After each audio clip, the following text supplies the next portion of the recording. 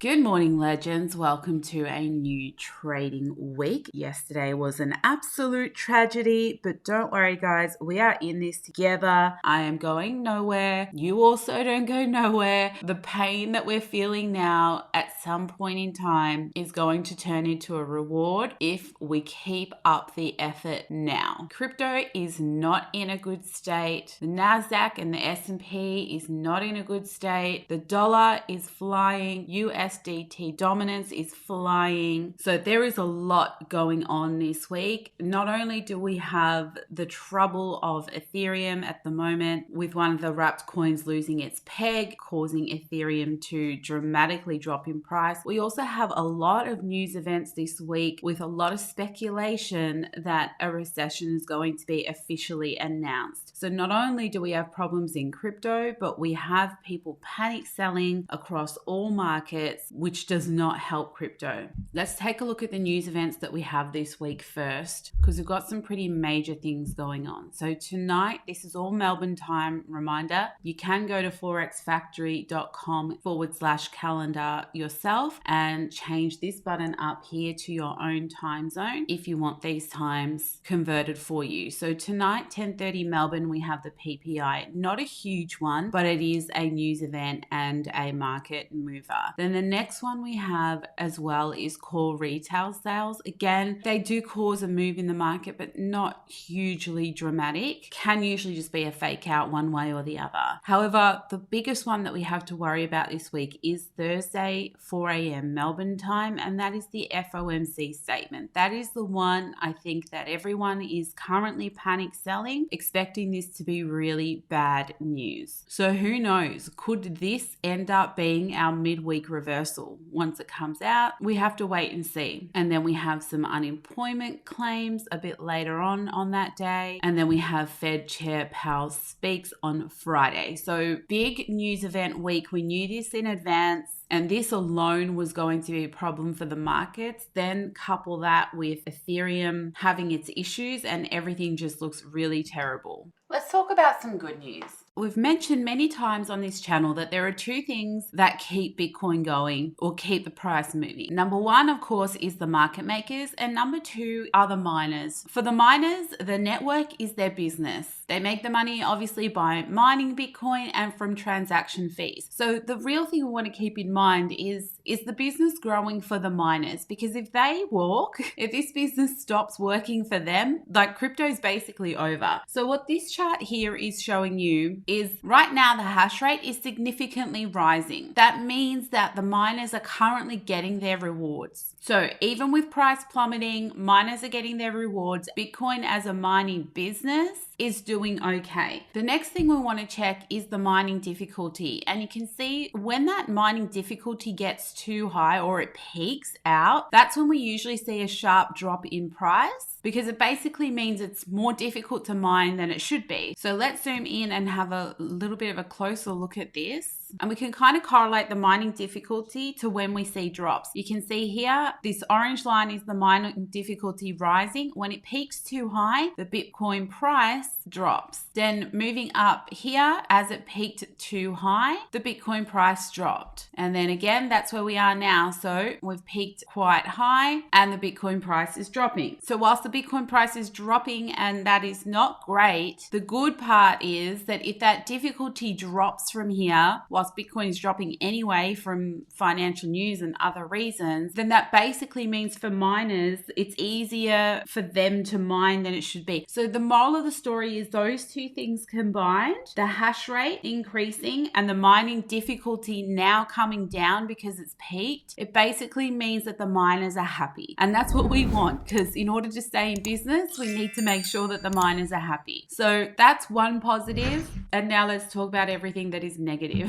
Okay, now let's talk about the current price action. As you can see, there is a lot of weight in this current candle. The areas that I have marked here have been marked since 2020. They are the 1 hour time frame market maker candles that have not yet been recovered since 2020. This level at 25,000 has been smashed through, and now we're heading for this one down here, which is between 21.4 to 21.7. If we break through that one, it's not a very big big candle, and also it's also a blue one. I will show it to you in a second, which means there wasn't as much volume in that particular candle. But this one here is the big area between 19.5 to 20.5.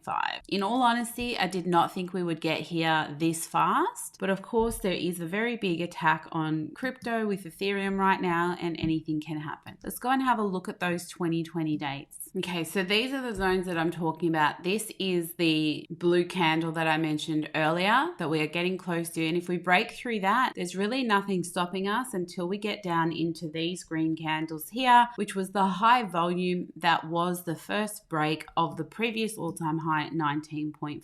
Now, the sad news is that if we even break through that, there's really not much on the way down to stop us for a really long time. So let's not worry too much about breaking beyond that. What we really want to do is see which one of these two levels holds for the moment. Now, I think it would be assumed that if price were to continue down to around $20,000, even $1,000 above that, that's probably going to be a very heavily defended area. Sometimes what we can do is we can take a look at the heat map orders for spot to see where people are willing to buy Bitcoin spot rather than futures. And why we want to look at that is because that's where investors are looking to buy long term. It gives us a gauge of the belief that that is the price that Bitcoin is worth. So let's go and have a look at the heat maps for Bitcoin spot, and let's see what we can find down below. So immediately you can see what's standing out here is we have very, very large orders here at $20,050. You can see here that it says 992, which is much, much larger than anything above and anything below it. This is good because this order was sitting here for many months when Bitcoin was around 40,000 as, I guess, like a lucky dip order. Some people place spot orders at very, very low prices on coins that they like in hope that there's some kind of fake out or some kind of glitch in the matrix and, you get a wick down. I do it all the time. So it is normal if you don't need the money to just have it sitting there in a really low order. And that was sitting there when Bitcoin was in the 40s and the 30Ks, and then it disappeared for a while. You can see that these are all white here, but now it's back in a very high amount. So now that we're getting close, Bitcoin's currently at 22.3. Now that we're getting close, it's a good sign to see these orders here showing that should price continue down, there are long-term investors wanting to defend that 20K level. Now let's talk about the current price action. Right now, as I film this, we are in the dead gap zone, so anything could be happening. There could be a lot of manipulation going on, and we really don't want to be making decisions of price action in a dead gap zone. But at the end of the day, this is a situation that is very, very similar to what happened with Luna, and therefore we want to take the lessons from Luna and apply it to what's happening now. And the lesson with Luna was the price action was a result of some very tragic fundamental news, and we know that the market maker method is affected by two reasons only. One, financial news, which we know is a problem right now, and number two is crypto related news, which is also a problem. So we have a double whammy in crypto right now, and it means that we really should not be looking for trend reversals, in my opinion, unless we get a very high probability reversal signal. In my opinion, the only high probability reversal signal is a multi-session W. And what that means is that, let's use this shaded area here in case you don't know, in case it's your first time here. By the way, if it is your first time here, welcome. If you're returning, welcome back. Don't forget to smash that like and subscribe whilst you're here, and leave a comment down below. But if you are new here, this background color here, the greeny one is the Asia session, the yellowy one is UK, and this red one is US. That is the session times for each day, and you can also grab this indicator for yourself. It doesn't matter what time zone you're in, you don't need to change anything. Just search in TradingView market maker session times by trade, travel, chill, and you can apply this to your TradingView. But a multi-session W would be where one peak of a W is created in one session with a retracement, and then the second W is created in the second session with a hammer that gives us an indication that things are about to change. That is still a high risk entry if you were to take your long position off that. The safer entry would then be to let price break the 50 EMA, which would be the next test, retest it, and that is your conservative entry, where we would expect, if all of those things happened, happened. So we got the W that created a higher low from this one. We got the break of the 50. We got a successful retest. That is at the point where we would consider that we, at least for the short term, are going to have some upside recovery. Doesn't mean this is all over, but that's the only way to trade to the upside whilst this is happening. Until we get that, your only option is to open short positions, but you don't want to be that kind of retail trader that is opening short positions when the market has been significantly bleeding already for days. You could literally be opening a short position right at the bottom. If this were to continue, again, the only way you would open a short position with this price action is if we rejected a 50 EMA, because like I just explained to you, if we were to get a multi-session W and step 2 was to break the 50 EMA for us to consider more upside, what could happen there is from the W, we don't break it, we don't get that break and retest, and instead we reject. So that rejection at the 50 EMA, if you got an inverted hammer or a bearish candle signal, would be your short entry. So everything really does rely on the 50 EMA right now, 1 hour time frame in my opinion for that. These are the only two safe plays that you have right now. And even then, if we got the break to the upside, you're really only trying to ride that trade to the 200 EMA. If we got the break to the downside, you're only trying to ride it into the next very significant areas from 2020. Now let's take a look at high block. This delta is building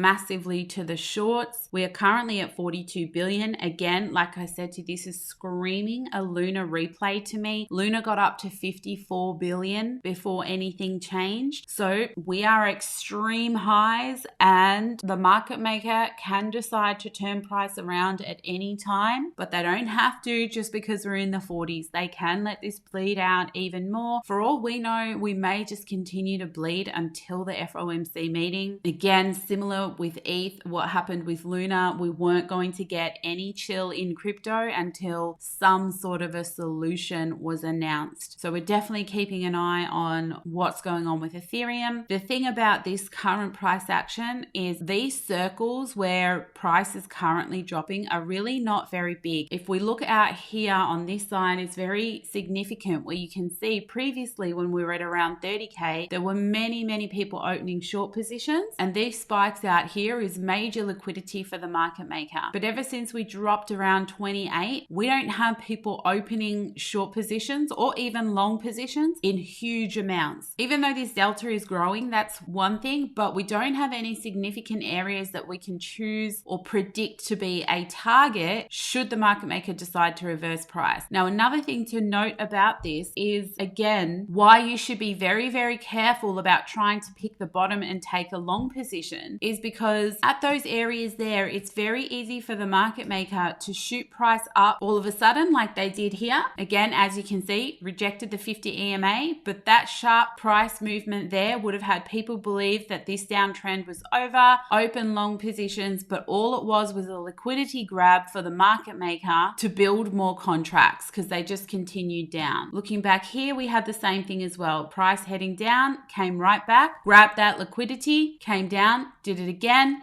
send price down. Here again, we can see with this wick up here, just a liquidity grab. This candle's here, just a liquidity grab. So that's why I'm saying do not try to pick the bottom. Do not try to get in on the first peak of a W. Wait for the second peak and wait for price to hold there, because any push up to the upside right now is just the market maker collecting more contracts before sending price down further. All right, guys, I'm going to leave you there. Be very careful. And don't forget, it's not a bad thing if we don't trade at all. You know, if you just sit this week out expecting for it to be the worst week in crypto and the worst week in the markets, well, then that's fine. We can reset next week. Whatever you decide to do, be safe out there, trade well, and I will see you tomorrow.